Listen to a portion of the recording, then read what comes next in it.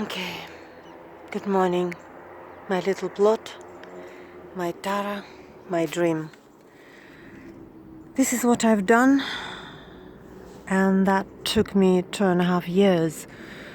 I turned the wasteland into a very productive and abundant piece of land, plot.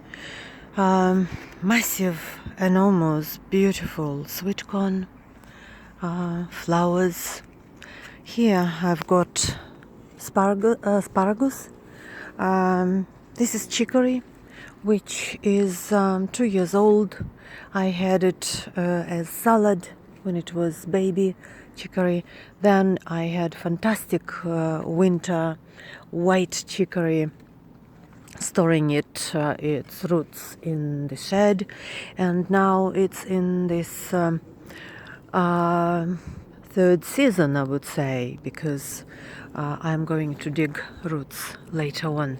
Well, I was going to, because all that is being destroyed by the Richmond Council. But all of that in details. So that is new chicory, self-seeded, so I planted it in a very large heap of rotten manure. Here I created a special climbing frame for my pumpkin. One is sitting there, and the rest is safely fixed to the frame. That was made in order to save space. Now here I've got a very large bed with brassicas. They are surrounded by a frame, which is a table I bought for this purpose, and they're actually spilling out. Very lavish, would be good for winter. Here was a little frame for blueberry. I'll show it from the other side. They finished fruiting already, and my pride and my joy, beautiful pears, apples. I had to put them on prompting sticks, and this is in order to distract birds from eating the apples or spoiling them. My beautiful yellow raspberries, you can see they're fruiting really nicely everywhere, and hidden over there is another pear tree which I'm training. I was hoping to have it grown on an espalier from the fence. So that is one side. Now the other side has more fruit trees and more vegetables. All of the trees are sitting in pots. This is not because I was lazy, but because the soil was spoiled during the process of extraction. I must say that when I received the plot, it was a piece of wasteland. A former orchard with 15 trees which had been cut, and very large stumps were left unattended, covered in very thick sort of grass, couch grass. So that was what I inherited, and instead of this lovely shed, I had an absolutely rotten, very old, about 10 years old shed. So I had to dig the roots out, but I originally, when I received the plot, I didn't realize the extent of the problem. I was thinking, oh, it's only 1, 2, 3 visible roots. They were visible back then. I thought I will dig maybe 1, 2 of them. The rest I will either paint and decorate it nicely. One of them I thought I will use as a little like a stool, and we'll put perhaps a pot with vegetables or flowers. So yeah, I started bringing building materials. For example, I bought a lot of materials from builders. That bath which I filled with compost, everything was not brought out of being brainless, but because I knew, on contrary, what I will be doing with each item. You see that metal frame for the floor, cement floor over here?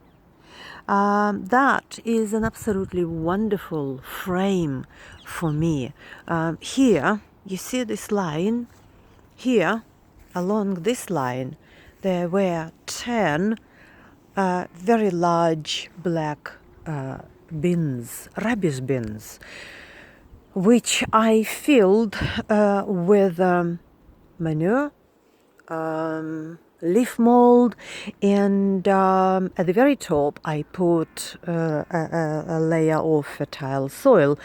Then I planted, here I had 3 cucumber plants, about 10 plants with I think it's called romaine cabbage, beautiful triangular shape or conus shape, brassica, and mixed with cauliflowers. And all the plants were climbing. Look, that is the remains of my beautiful clematis. So I was hoping that during this year all that will be rotten and turned into beautiful fertile soil, which I will be using in the future in order to put raised beds. But they had disappeared. The council taken them away. Now here, the entire area was covered with beautifully stored, stacked railway slippers. It cost me more than £500 to buy them. Why would you say I needed railway slippers? Because the soil was spoiled while I was extracting the roots. The particularity of the soil in England or Britain is that it is clay soil covered with a very thin layer of fertile soil, maybe only 20-30 centimeters. And when I was extracting my roots, or Richmond Council roots, I had to dig sometimes 100 centimeters, sometimes 120 centimeters deep down in order to extract the roots fully. They were absolutely enormous, bigger, thicker than my thighs, and very, very long, sometimes reaching 3 meters in their lengths. So I spoiled the soil. I turned all the fertile soil upside down, and clay was at the very top. Therefore, I decided to build raised beds. I was thinking that I will make enough compost to fill the raised beds with, but I also wanted to fill them with wood. We have a lot of wood which comes here from tree surgeons, and I could possibly fill the raised beds with that bulk of the wood. That system is called Hugelkultur. You put very thick layers, pieces of wood at the very bottom, then you cover it with organic material, perhaps branches, not very thick branches, then you put leaf mold, then you put all the remains of your garden in autumn, and on top of it you put your fertile soil. That was the plan. So I was working meticulously towards it. I will show you an example right now. Here, sorry for the mess, everything has been moved by the council. So this is my cascading bed for strawberries. So what I did, I created frames, raised frames, then I filled them with wood pieces of wood, then different organic material, and you can see I've got beautiful fertile soil at the very top. Look how crumbly it is. It's absolutely perfect, my rotten compost and so on. At the very top I put some straw, and I had real strawberries, justifying its name. It was covered in very early spring with reclaimed shower screens, and that worked perfectly. I had very early strawberries, very good quality, and they were protected from the birds as well.